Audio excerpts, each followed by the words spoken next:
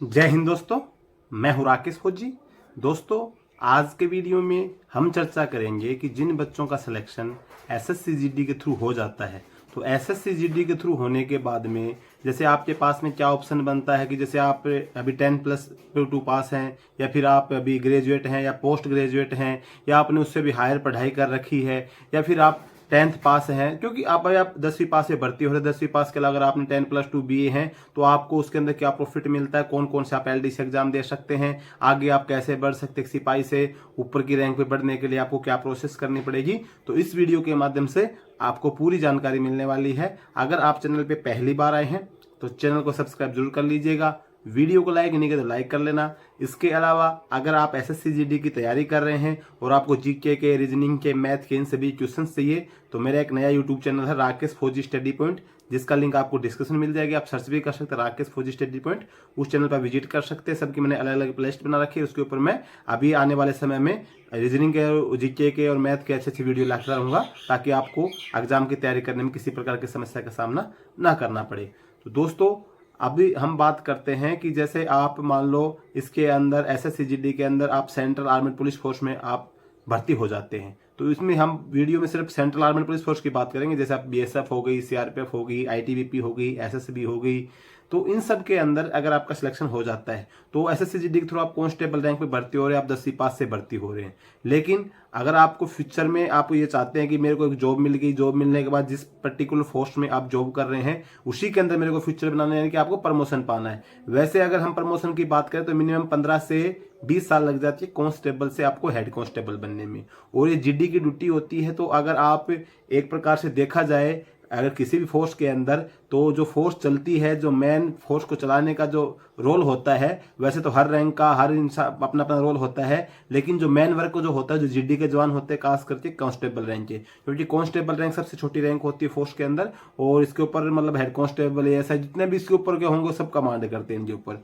तो जो मतलब आपको कैंप सिक्योरिटी करनी है, जनरल ड्यूटीज करनी है, कैंप मेंटेनेंस हो गया, हर प्रकार के ऑपरेशन वगैरह में जाने के लिए, क्योंकि आप तो एक तो यंग ब्लड होता है, तो आपका ऑपरेशन वगैरह में यूज में लेने के लिए, हर चीज के लिए मतलब आप अगर जीडी से भर्ती हो रहे हैं तो हर चीज में परफेक्ट रहते हैं, तो हर थोड़ी बहुत समस्या का भी सामना करना पड़ता है।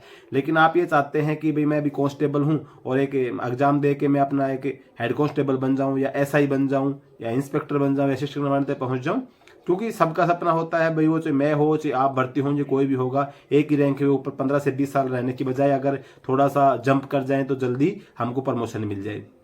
तो इसके लिए ऑप्शन आपके पास होता है, सबसे पहला ऑप्शन होता है हेड कांस्टेबल बनने के लिए।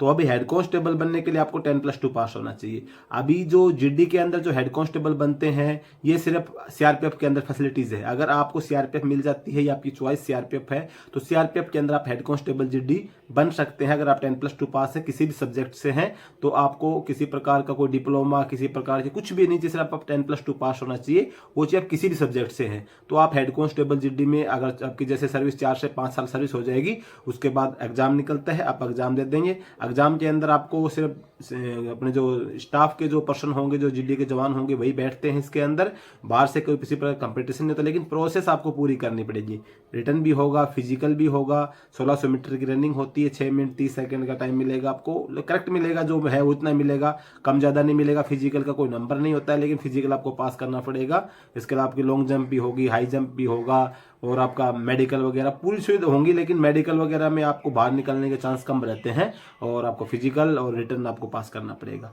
लेकिन इतना हार्ड पेपर नहीं आता है। तो आपके पास अगर सीआरपीएफ आपको मिल जाती है तो ये ऑप्शन हो जाता है। दूसरा ऑप्शन होता है, अगर आप 10+2 पास है, प्लस आपको टाइपिंग आती है, कंप्यूटर आपको आता है, तो आप एचसीएम से भर्ती हो सकते हैं। चाहे आप सीआरपीएफ से हैं, चाहे बीएसएफ से है, चाहे आईटीबीपी में है, सीआईएसएफ में है।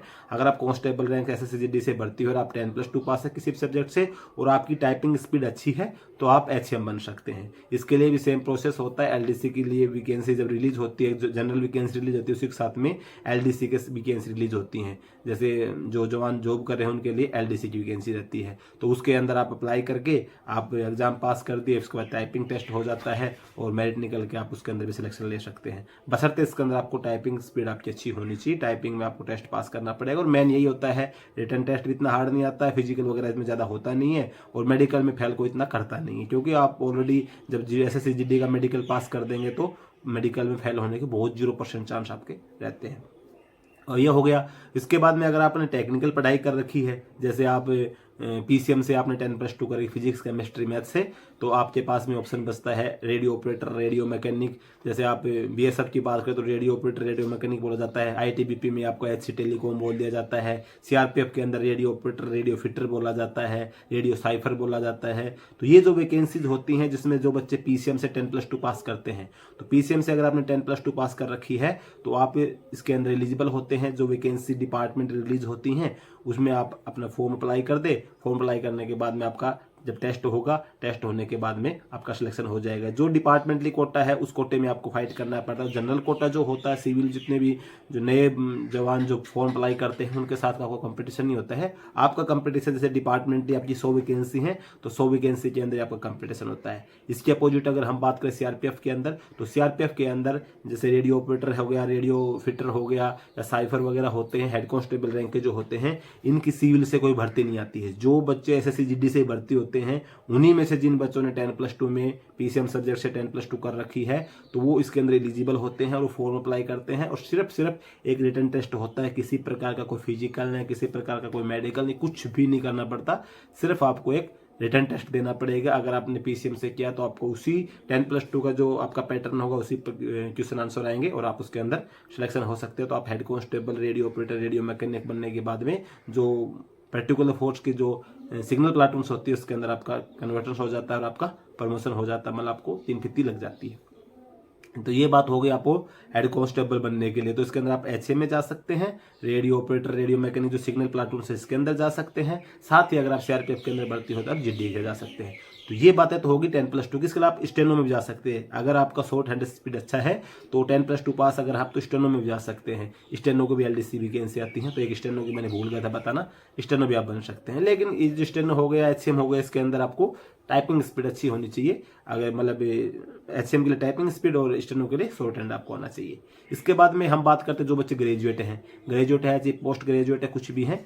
तो अगर आप ग्रेजुएट, पोस्ट ग्रेजुएट है तो फिर आपको बीए पास होना चाहिए। बीए पास होने के बाद में फिर आप सब इंस्पेक्टर की वैकेंसी आती हैं एलडीसी के थ्रू, उसमें आप एलिजिबल होते हैं और आप उसके अंदर एलडीसी एग्जाम देके आप सब इंस्पेक्टर बन सकते हैं। ये चाहे आप सीआरपीएफ में है चाहे बीएसएफ के अंदर एसएससी सीपीओ के थ्रू जो होती है वो तो होती है। साथ ही साथ में जब उसका डी कोटा आता है तो साथ ही डिपार्टमेंटली कोटा आता है। तो उसके अंदर भी प्रोसेस मैंने पहले बताया कि सभी होती है। आपको फिजिकल भी क्लियर करना पड़ेगा, आपको रिटन एग्जाम भी देना पड़ेगा, आपका मेडिकल भी होगा। लेकिन थोड़ा सा जैसे सिविल से आपका कंपटीशन हल्का रहता है, साथ ही आपको मेडिकल में भी इतनी प्रॉब्लम नहीं आती है। तो इसके अंदर भी चांस रहता है कि आपका सिलेक्शन होने का चांस रहता है, बशर्ते आपको थोड़ी बहुत तैयारी करनी पड़ेगी। तो आप अगर ग्रेजुएट होते हैं, पोस्ट ग्रेजुएट हैं, तो कुछ भी रैंक पे हो, मैक्सिमम आप सब इंस्पेक्टर रैंक के लिए ही एलिजिबल होते हैं एलडीसी एग्जाम देने के एज ए कांस्टेबल। अगर कांस्टेबल से ऊपर जैसे आप सब इंस्पेक्टर बनने के एलडीसी एग्जाम देके मान के चलो 18 साल में भर्ती हुए, 23 साल की एज तक आप एग्जाम दिया एलडीसी में, सब इंस्पेक्टर बन गए। उसके बाद फिर आपको यूपीए, ये जो आपका असिस्टेंट कमांडेंट का होता है जो यूपीएससी के थ्रू, इसकी भी एलडीसी वैकेंसी आती है। उसके अंदर फिर आप डिपार्टमेंटली जो कोटा होता है उसके अंदर आप असिस्टेंट कमांडेंट बन सकते हैं। नहीं तो आप कांस्टेबल रैंक से अगर आप हैं तो सिर्फ आप हेड कांस्टेबल और सब इंस्पेक्टर के लिए आप एलडीसी एग्जाम दे सकते हैं। तो सबसे मैंने बता दिया आपका 10+2 पास है, ग्रेजुएट है, उससे अगर आप ऊपर पढ़ाई की है तो आपके साथ पास यही ऑप्शन बचता है। और इसके अलावा आपको जो सबसे मेन बात का ध्यान रखना पड़ेगा, जैसे आप ज्वाइन कर लेते हैं, अभी जैसे कुछ लोगों का मेरिट लिस्ट आउट हो गई है, ज्वाइनिंग आनी बाकी है, उन लोगों के लिए खास करके आप अपने रिकॉर्ड को साफ सुथरा रखना है। रिकॉर्ड आपका जैसे फोर्स के अंदर जब भर्ती हो जाए तो हर साल रिकॉर्ड आपका जो एनुअल कॉन्फिडेंस रिकॉर्ड होता है कि आपकी पूरी साल की कैसी परफॉर्मेंस रही है। उसके अंदर अगर आपने ड्यूटी के अंदर लापरवाही की है या किसी प्रकार का आपने गलत कार्य किया है या ड्यूटी को नशे की आदत में या छुट्टी से लेट हो गए, भगोड़े हो गए, इसी प्रकार की कोई गलती आप कर देते हैं, आपका रिकॉर्ड खराब हो जाएगा, जो आपको पूरी लाइफ टाइम आपको भुगतना पड़ेगा इसके लिए। तो आप अपने रिकॉर्ड को साफ सुथरा रखें तो एलडीसी एग्जाम में आपको फायदा मिलेगा। साथ ही डेपुटेशन वगैरह जाती हैं, डेपुटेशन का आपको मौका मिलेगा। डेपुटेशन के संबंध में वीडियो बना दूंगा अलग से कि कौन कौन से आप डिपार्टमेंट में डेपुटेशन जा सकते हैं। इसके अलावा मैंने जॉब प्रोफाइल, कितने साल की जॉब होती है, क्या क्या फैसिलिटीज मिलती हैं, एसएससी जीडी के संबंध में जो मैंने वीडियोज बना रखे हैं उनका जो लिंक आपको डिस्क्रिप्शन मिल जाएगा, वो वीडियोज आप देख सकते हैं। और आज के वीडियो में बस यही जानकारी थी। अगर ये जानकारी आपको अच्छी लगी हो तो वीडियो को लाइक कर लेना और चैनल पे पहली बार तो चैनल को सब्सक्राइब जरूर कर लेना और साथ ही मेरा जो सेकंड चैनल है उसके ऊपर भी सपोर्ट जरूर करना। आज के वीडियो में बस इतना ही। जय हिंद।